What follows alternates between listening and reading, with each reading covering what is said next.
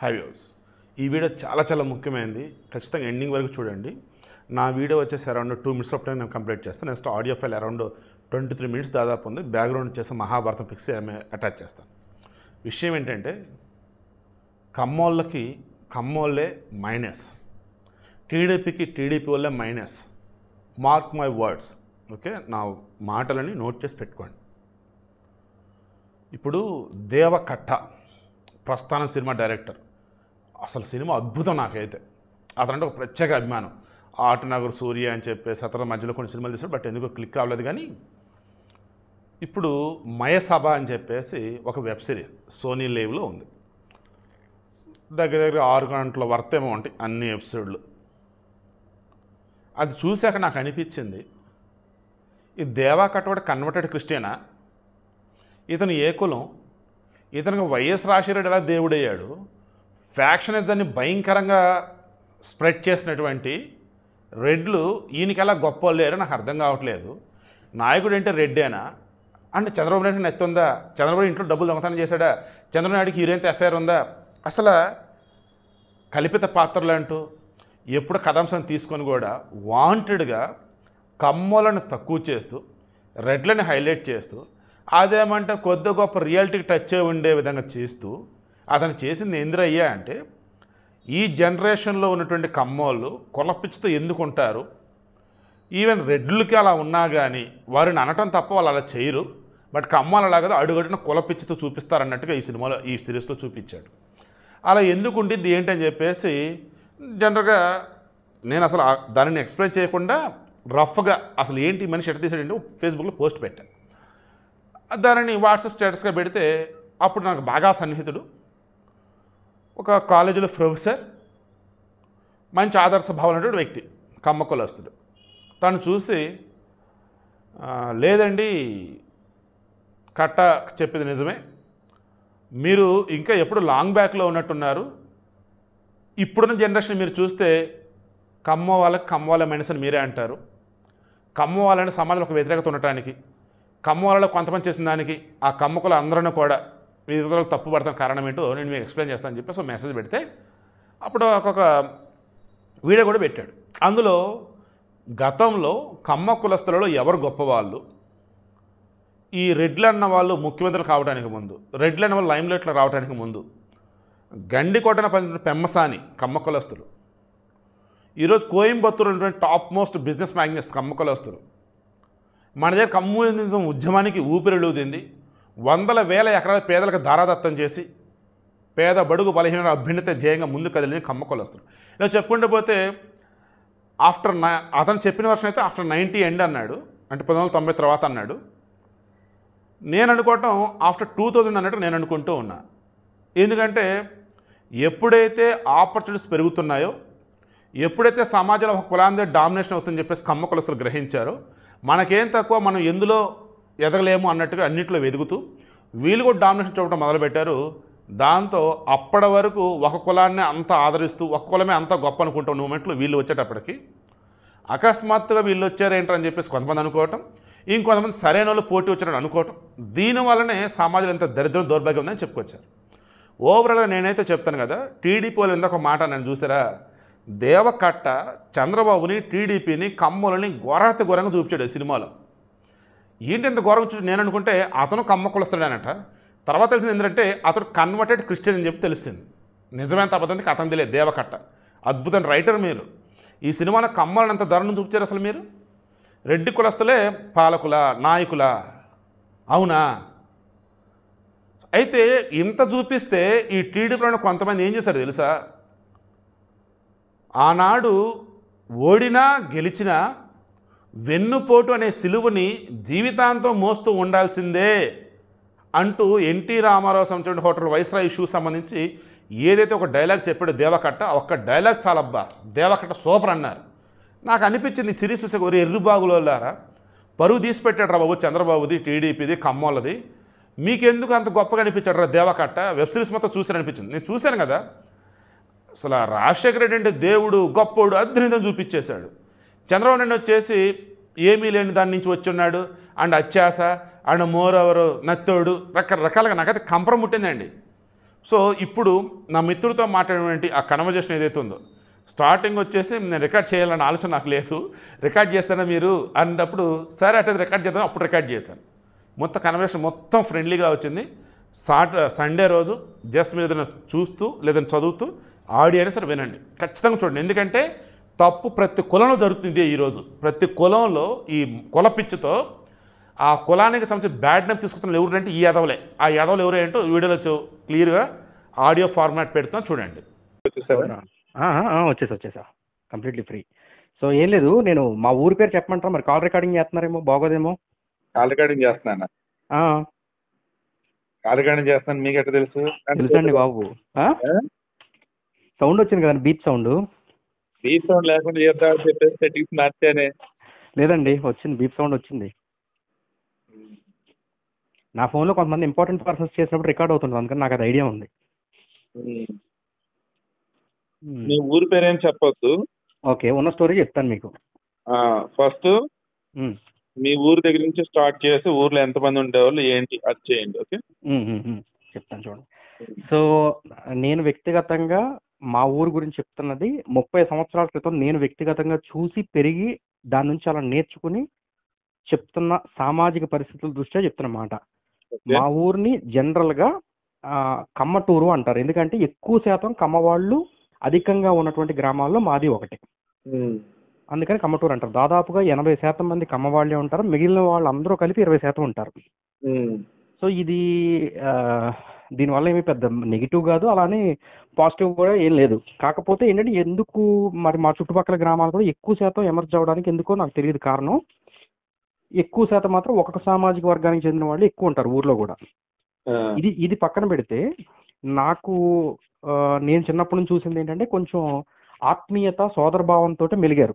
Even వేరే కులాలు, కాపులు కానీ వేరే వాళ్ళు కానీ అందరూ కూడా మా దగ్గర అయితే నిజానికి రెడ్లు అనే ఒక ఫ్యామిలీ కూడా లేదు, రెడ్డి సామాజిక వర్గానికి చెందిన.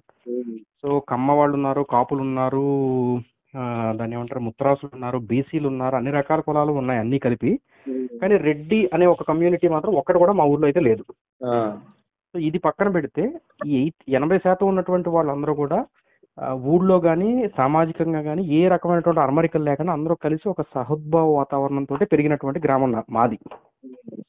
సో వాటి వల్లే మా వ్యక్తిత్వాలు కూడా బలపడి అని అనుకుంటాను, నేను అనుకుంటాం. అయితే ఇదంతా పక్కన పెడితే నేను హైదరాబాద్కి మూవ్ అయిన తర్వాత ఒక 2 సంఘటనలు నన్ను మరీ ఒక రకమైనటువంటి, ఒకటేమో బాగా ఆనందం, ఒకటేమో బాగా బాధకి గురి చేసింది అనమాట.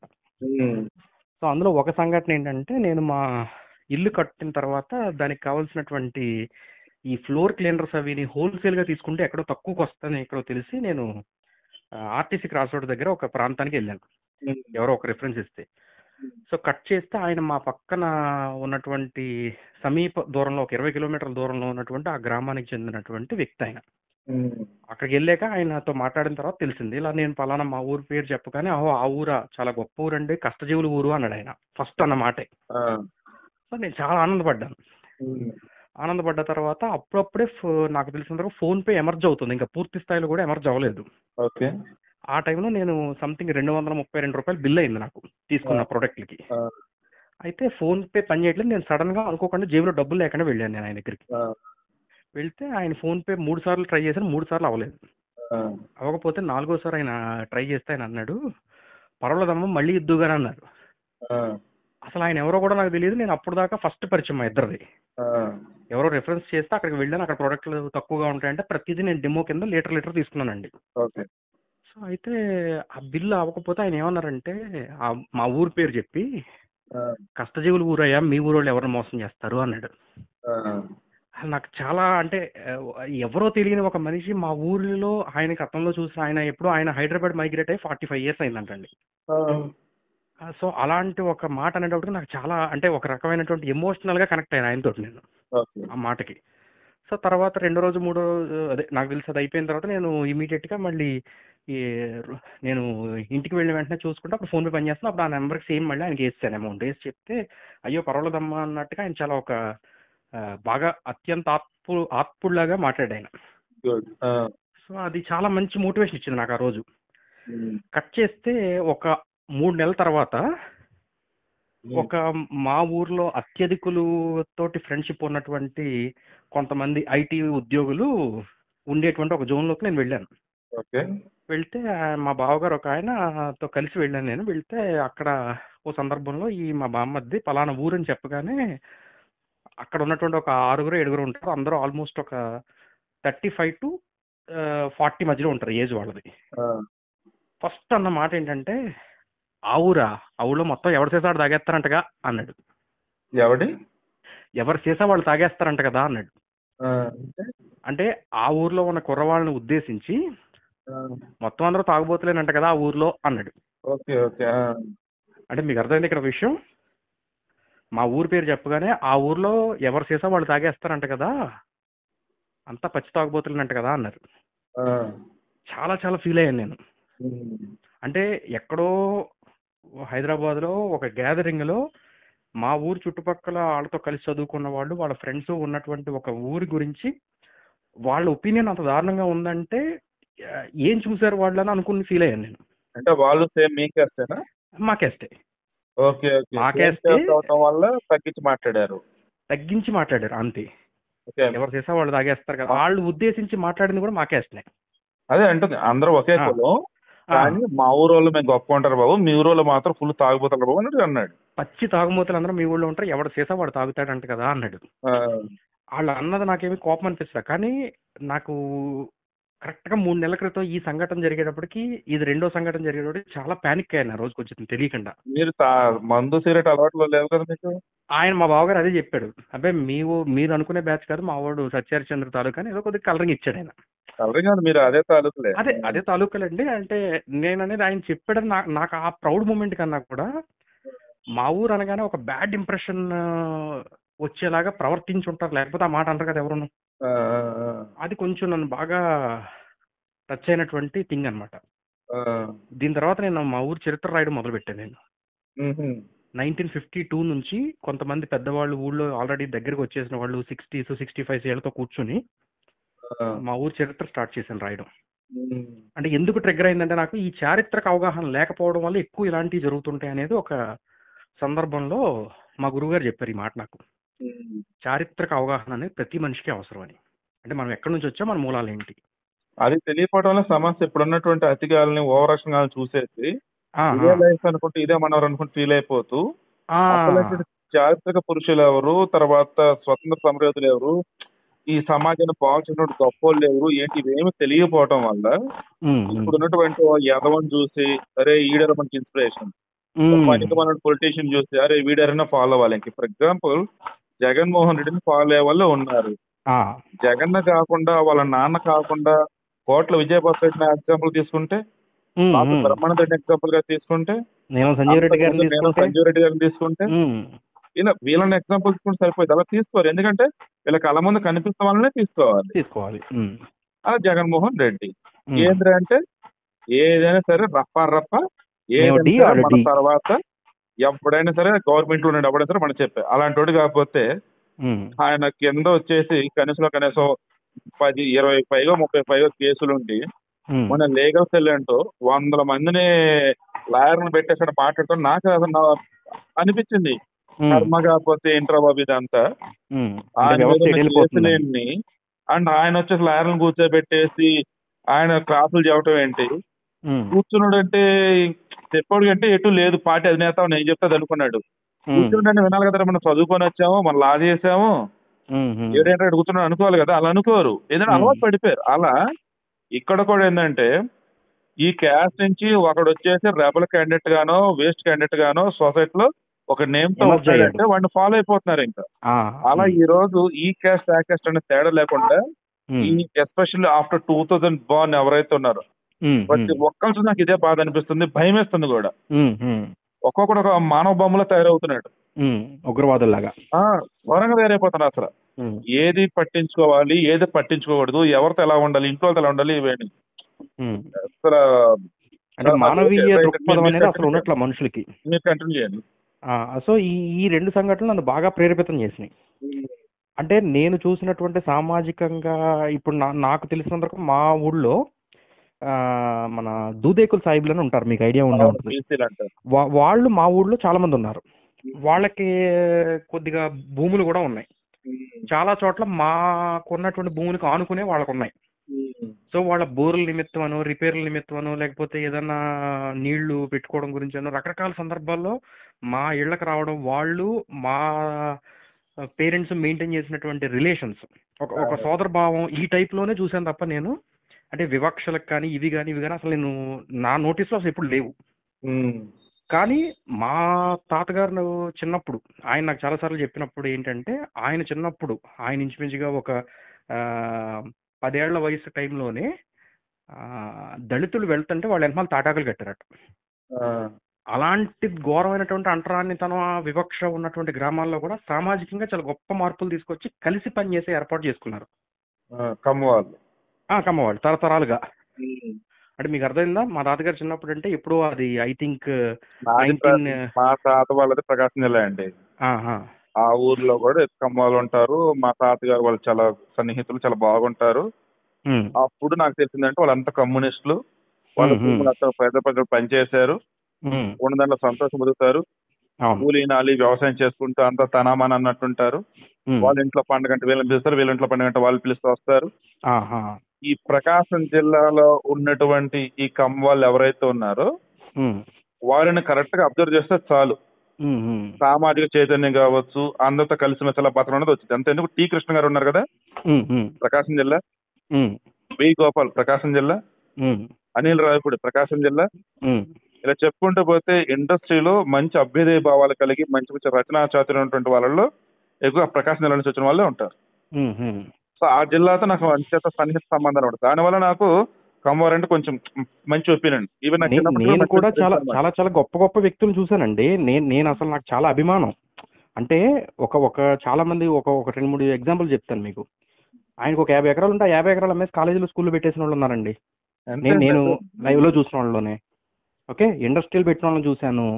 కానీ ఎంత అణుకుగా మేమేదో పైనుంచి వచ్చామని ఒక చిన్న భావన కూడా లేకుండా. ఇప్పుడు నాగార్జున సాగర్ భూములు ఇచ్చిన వాళ్ళు ఎవరండి? వాసిరెడ్డి రాజవంశీయులు, కమ్మవాళ్ళు, తర్వాత చల్లపల్లి రాజా.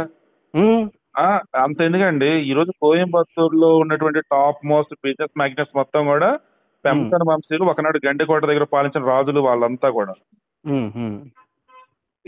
నేను కరెక్ట్ గా ఈ బాధ ఏదైతే ఫేస్ చేస్తున్నానో ఈ 2 సంఘటనలు జరిగి కరెక్ట్ గా అదే టైంలో సాయి గారు ఏదో ఒక వీడియో పెడితే అది నాకు ఎవరో పంపించారు. నిజంగా నాకు అందులో తప్పు పట్టడానికి కానీ ఇంకోటి కానీ ఏమి అనిపించలేదు నాకు. అంటే ఆయన ఏ టైప్ ఆఫ్ విశ్లేషణ చేశారు ఏంటి అనేది మనకు అనవసరం. కానీ ఆయన ఎమర్జ్ చేసినటువంటి కొన్ని పాయింట్స్ ఉన్నాయి చూడండి అందులో.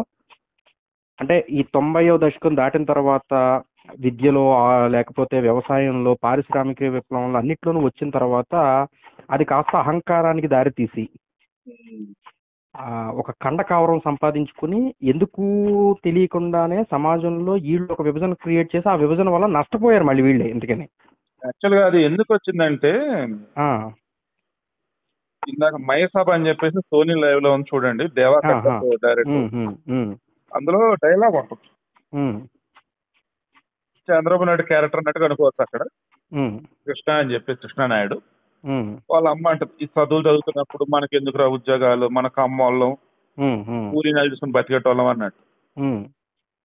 అది 1970s లో అన్నట్టు చూపించాడు. ఓకే, అసలు నాకు అంత అయితే ఐడియా లేదు. 1970s లో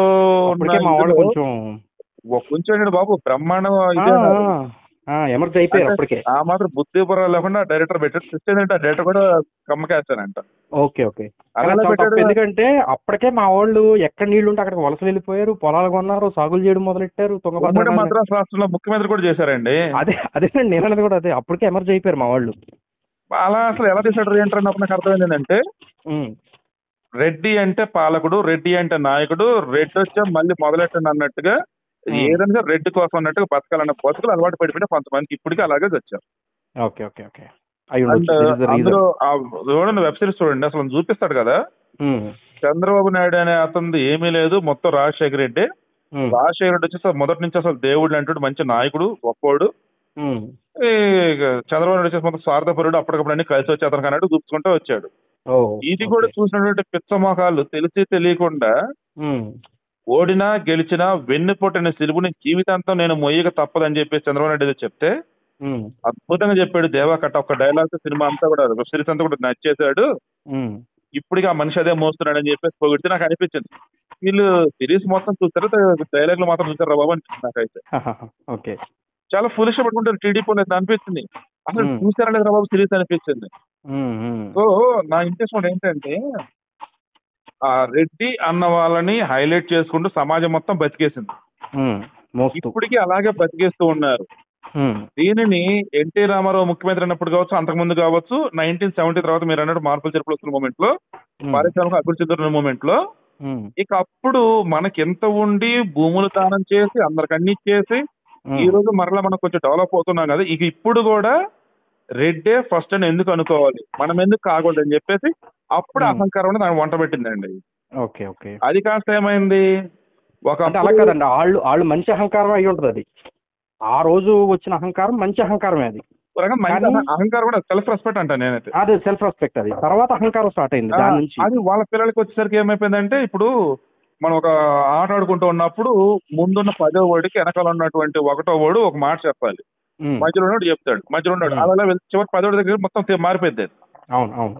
అలా జనరేషన్స్ మారేటప్పటికి ఏమైందంటే, తల్లిదండ్రులు పిల్లలకి సరిగ్గా చెప్పకపోవటం వల్ల, ఉమ్, మనం అసలు ఎవరు, మన పూర్వీకులు ఎవరు, మనం ఏంటి చెప్పకపోవటం వల్ల ఇలా మొత్తం మారిపోయింది. ఉమ్, అన్ని ఫ్రీగా ఉండటం, అంటే పేరెంట్స్ మొత్తం అన్ని వడ్డించడం ఇస్తరలాగా ముందుండటం, ఉమ్, ఉమ్, దానివల్ల తెలిసి తెలియకుండానే మైండ్ ఇదైపోయింది యూత్ది.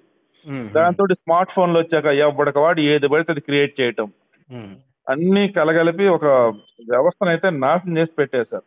సో ఉమ్, నాకు అనిపించింది ఏంటంటే, ఇక సినిమాలో చూపిస్తాడు రెడ్డి అన్నవాడు ఉమ్, ఆగ్రహావేశాలతో నిద్రుండి చంపిన, ఉమ్, రెడ్డి అనేవాడికి నొప్పి వస్తేనే చంపుతాడు, ఉమ్. ఎదురునోడు తప్పు చేస్తేనే రెడ్డి చంపుతాడు ఓ. అన్నట్టుగా ఈ సినిమాలో చూపించాడు. సమాజ సమరంలో అదే చూపిస్తాడు. మీరే సినిమా చూడండి, ఉమ్, ఉమ్, రెడ్డిని అలాగే చూపిస్తాడు. ఉమ్. బట్ అంటే అమ్మవాడిని దేని వచ్చేసరికి వల్ల ఎలా అంటారు? అది చూపిస్తాడు, భయం వల్ల లేకపోతే అభిమానం? బానిసత్వం వల్ల. బానిసత్వం వల్ల. ఓకే. నా మాట నాకు కట్టుబడి ఉంటా ఆ మాటకి. అదే అదే, అర్థమైంది, అర్థమైంది, బానిసత్వం అర్థమైంది. నా చిన్నప్పుడు నేను చూసా, మా ఊర్లో చూసా. ఉమ్, ఆ ఊరిలో ఎస్సీ కాలనీ ఉంటది, ఉమ్, మా ఊరే ఎస్సీ కాలనీ ఉంటుంది. ఉమ్, టీడీపీ వాళ్ళు వచ్చి డబ్బులు పంచాలి, కాంగ్రెస్ వాళ్ళు డబ్బులు పంచాలి. ఉమ్, ఈ కాంగ్రెస్ వాళ్ళు వచ్చేసి ఆ ఊర్లో ఒక మనిషి వాడు కాంగ్రెస్ తరఫున, ఉమ్, ఆ ఊర్లో ఇందిరాగాంధీ బొమ్మ ఉండిద్ది, అక్కడ నొలక మంచం వేస్తాడు. ఉమ్, అది చుట్టూ దోంతర కడతారు, పని మనుషులు కొంతమంది ఉంటారు. ఉమ్, ఏంటంటే ఇంకా ఆ రోజు ఎవరు వెళ్ళొద్దు మా ఆ కాలనీకి. ఉమ్, ఉమ్, అండ్ ఓన్లీ అందరి చేత మళ్ళీ ప్రభు మీద ఒట్లు వేపిస్తారు. ఉమ్, ఉమ్, వాళ్ళేమో ఎస్సీ హిందూ అని సర్టిఫికేట్ లో ఉండిద్ది, ఉమ్, బట్ చర్చ్ ఉండిద్ది, చర్చికి వెళ్తారు, మళ్ళీ అంతే ఎస్సీలు అంటారు, మళ్ళీ క్రిస్టియన్లు. ఉమ్. సో వీళ్ళని ఒట్లు వేయించుకొని వాళ్ళ చేత కాంగ్రెస్ ఓట్లు వేయించుకుంటారు ఆ మనిషి.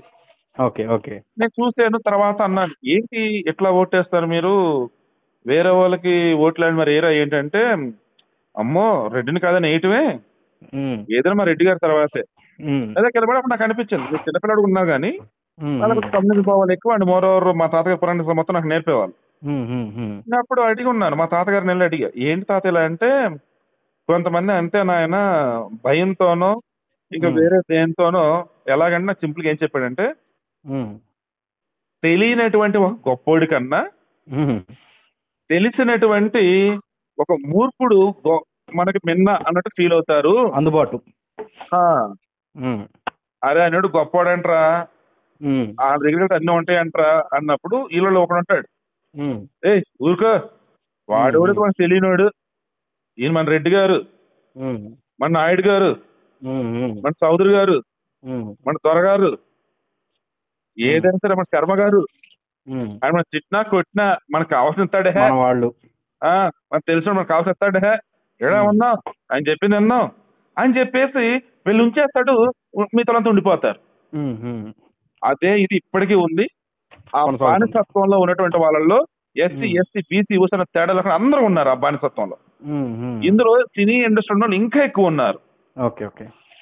అదే నాకు దేవా కట్టలో కనిపించింది అనమాట. నేను ఇందాక ఫేస్బుక్ లో అదే పోస్ట్ పెట్టేశాను. ఉమ్, ఉమ్. అసలు అంటే నాకు నాకెందుకో నేను మామూలుగా మీ పోస్టులు అన్ని చూస్తాను. ఆ, అంటే మీరు ఇంకా 1947 వాళ్ళనే ఊహించుకుంటున్నారేమో అని అనిపించింది ఈ విషయంలో. అంటే నాకు బాగా దగ్గరగా చూసిన సీన్ కదా ఇది. అంటే అలానే కాదులే మిత్రమా, ఉమ్, మీకు సందర్భం అంటే మీ తారసపడేట్లు అలా ఉండొచ్చు. ఇప్పుడు నేనున్నాను, ఉమ్, మన పేర్లు ఏం రివీల్ చేయట్లేదు కాబట్టి ఉమ్, నాకున్న క్లోజ్డ్ ఫ్రెండ్స్ లా కావచ్చు, నాకు ప్రపోజ్ చేసిన వాళ్ళు కావచ్చు, నేను ఇష్టపడ్డ వాళ్ళు కావచ్చు, నేను ఉమ్, సరదా మాట్లాడేది కావచ్చు, లేదన్నప్పుడు నాకు అతని సన్నిహితులు కావచ్చు, నాకు తెలిసిన వాళ్ళు కావచ్చు, ఇలా నేను మొత్తం చెక్ చేసిన వాటిలో ఉమ్, ఒక 100 మంది రెడ్లు, 100 మంది కమ్మోళ్ళు అనుకుందాం. ఓన్లీ ఈ రెండు ఉమ్, గురించి మాట్లాడదాం. ఉమ్, పర్సంటేజ్ తీసినప్పుడు మంచితనం అన్నప్పుడు నేను ఒకళ్ళు తక్కువ చేయను, ఒకళ్ళు ఎక్కువ చేయను. ఉమ్, ఉమ్, ఇద్దరిది ఒకలాగే అనిపిస్తూ ఉన్నా నా ఉమ్, దగ్గరకు వచ్చిన వాళ్ళలో నాతో అన్ని షేర్ చేస్తూ నేను అనుకున్న వాటిని రెస్పెక్ట్ చేస్తున్నటువంటి వాళ్ళలో ఈ కమ్మోలు ఎక్కువ కనపడ్డారు. Okay, okay. ఎందుకంటే రెడ్లు వచ్చేసినప్పుడు ఏంటంటే కాంగ్రెస్ వైసీపీ అన్నట్టు ఉండిపోవడం వల్ల ఉమ్, ఉమ్, నన్ను ఎంత బెస్ట్ అంటూ ఉన్నా వాళ్ళకంటే ఒక ఫీలింగ్ ఉండటం వల్ల నువ్వెందుకు అది సపోర్ట్ చేస్తావు, నువ్వెందుకు వీడిని హైలైట్ చేస్తావు, నీకు అవసరమా ఏంటన్నట్టు అంటారు. నేను చేసిన తప్పే నుండి చెప్పండి అని నేనంట. ఉమ్, ఉమ్, తప్పని కాదు, ఎందుకు నీకు ఆ టాపిక్ అని చెప్పేసి అంటారు. ఉమ్, సో అలా తెలిసి తెలియకుండా ఒక కనపడింది. బట్ ఈ వీళ్ళల్లో కమ్మోలంటే టీడీపీ, రెడ్లు అంటే వైసీపీ నేను ఇప్పటికీ అనను. ఉమ్, ఉమ్, ఏ పార్టీకి ఆ పార్టీ ఉంటూనే ఉంటారు. ఉమ్, వీళ్ళలో వచ్చేసి ఎలా ఉంటుందంటే మీరు చెప్పేది చాలా ఆలోచించే విధంగా ఉంటాయి, కరెక్ట్ గా ఉంటాయి, కొందరు నచ్చచ్చు నచ్చకపోవచ్చు, హ్యాపీగా మూవ్ అని అవ్వండి అని చెప్తూ ఉంటారు.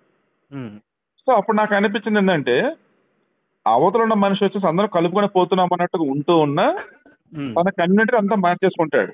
ఉమ్, ఉమ్, యువతలు వచ్చేసి ఏదైతే కరెక్ట్ ఉందో దాని తగ్గట్టుగా మాట్లాడుతూ ఎక్కడో ఒకళ్ళిద్దరు మాత్రం ఫుల్ సెల్ఫిష్ లో ఉంటారు. Okay, okay. ఆ ఒకళ్ళిద్దరు వల్ల అందరి మీద ఎఫెక్ట్ పడుతుంది. ఓకే, అది సమస్య. ఆ ఒకళ్ళిద్దరు పెద్దోళ్ళు అయి ఉంటారు. పెద్దోళ్ళు, చిన్నోళ్ళు, అంటే గుంపులో ఉండడం వాళ్ళకి వాయిస్ ఉండడం వల్ల లేకపోతే ఇంకోటి ఇంకోటి. ఇన్సిడెంటే ఉందండి. ఉమ్, ఉమ్, నిన్న దగ్గుబాటి వెంకటేశ్వరరావు గారు ఒక వీడియో రిలీజ్ చేశాడు. ఉమ్, కత్తి పద్మారావు వచ్చేసి ఇంకా దగ్గుబాటి చెంచురామయ్య దీనికి కారణం అంటాడు. అది ఇది దగ్గుబాటి చెంచురామయ్య వచ్చేసి వెంకటేశ్వర గారు నాన్నగారు. అవునండి, అవును. అసలు ఆయన ఎట్ట కారణం అండి పద్మారావు గారు, మీకు తెలియదు అంతా అని చెప్పేసి ఎప్పుడు చెప్పచ్చు ఇప్పుడు చెప్తా అని చెప్పి స్టార్ట్ చేశాడు. ఉమ్, అందులో స్టార్టింగ్ పాయింట్ సరే ఆయన వర్షం ఆయన తగ్గట్టు చెప్పాడు అనుకుందాం. బట్ స్టార్టింగ్ పాయింట్ ఏంటంటే అది చెరువు దగ్గర వచ్చేసి కమ్మ చెరువు ఒక మనిషి వచ్చేసి శ్రీనివాస సమేరు పేరు గేదెలను ఆవులను కడుగుతూ ఉన్నప్పుడు ఎస్సీ కులం చెందిన ఒక మహిళ నువ్వేంటి ఇక్కడ కడుగుతావు ఏంటి అని చెప్పేసి అన్నది. అక్కడ ఇద్దరు మధ్య మాట పెరిగేసి ఆమెను కొడతామో తిడతామో ఏదో చేస్తే ఆమె వెళ్ళిపోయి పక్కనటువంటి వాళ్ళ కులపల 19 పట్టుకొచ్చారు. అక్కడ మాట పెరిగింది. దెన్ ఇద్దరు మధ్య గొడవ అయింది, ఇతను కొట్టారు. ఇతను దగ్గుబడి ఏమన్నా చెప్పిన వర్షం మొత్తం వేరేలా ఉందిలే కానీ బట్ రియాలిటీ కొంతవరకు ఉంది. ఇతనికి ఊర్లోకి వెళ్ళి ఏం చేశాడు, మిగతా వాళ్ళు రెచ్చగొట్టాడు. నాకు తెలిసిన అప్డేట్ ఇది, న్యూట్రల్ గా ఉన్న వాళ్ళు నాకు రీసెర్చ్ చేసిన చెప్పింది ఇది. ఇతను వెళ్ళిపోయి ఏమని రెచ్చగొట్టాడంటే అరే మన కులం ఏంటి, మనం ఏంటి, వాళ్ళ జాతి ఏంటి, వాళ్ళు ఏంటి, మనమే తిరగటం ఏంటి, ఇంకెందుకు మన బతుకులు, ఇంకెందుకు మన కులం అద్దరు భయంకరంగా రెచ్చగొట్టాడు. ఏమైంది చివరికి కమ్మ కులం వాళ్ళంతా ఇంత అన్న ఫీలింగ్ ముద్ర పడిపోలే రాష్ట్రం అంతా మొత్తం ఇప్పటికి ఉలిక్కి పడే పరిస్థితి వచ్చింది కదండి.